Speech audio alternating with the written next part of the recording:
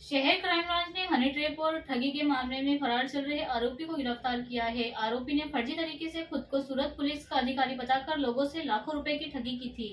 Crime branch की team ने Swaminarayan luxury bus parking से आरोपी सुमित भाई मशरूर को गिरफ्तार किया है। आरोपी कतारगाम का रहने वाला है। पहले सुमित भाई ने अपने भाई अमित मशरूर और दोस्तों उमेश पटेल व अल्पेश के साथ मिलकर पीड़ित को आनंद मंगल अपार्टमेंट कतारगाम में महिला से मुलाकात करवाई। इसके बाद खुद को सूरत पुलिस अधिकारी बताकर 75,000 रुपए ठग लिए। इसके अलावा 1.25 महीने पहले भी सुमित भाई ने अपने भाई अमित मशरूर और उसके साड़ू विजय माली और अल्पेश पटेल के साथ मिलकर एक अन्य व्यक्ति को पार्ले पॉइंट के पास सरगम शॉपिंग सेंटर के पीछे स्थित एक फ्लैट में बुलाकर एक महिला से मुलाकात करवाई थी और पुलिस की फर्जी पहचान बताकर 5 लाख रुपए ठग लिए थे।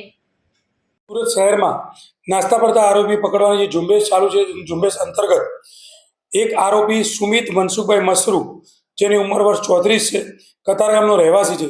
એ હની ટ્રેપના ગુનામાં વોન્ટેડ હતો। કતારગામ પોલીસ સ્ટેશન અને ઉમરા પોલીસ સ્ટેશનના 2 ગુનામાં વોન્ટેડ હતો। જે આરોપીને આજ રોજ ક્રાઇમ બ્રાન્ચ દ્વારા પાટવી દ્વારા પકડી પાડવામાં આવેલ છે। જે આરોપીની પૂછપરછ દરમિયાન આરોપી પોતે પોલીસનો સ્વાંગ રચી ધમકી આપી બળજબરીથી પૈસા કઢાવવાના ગુનામાં આરોપી છે।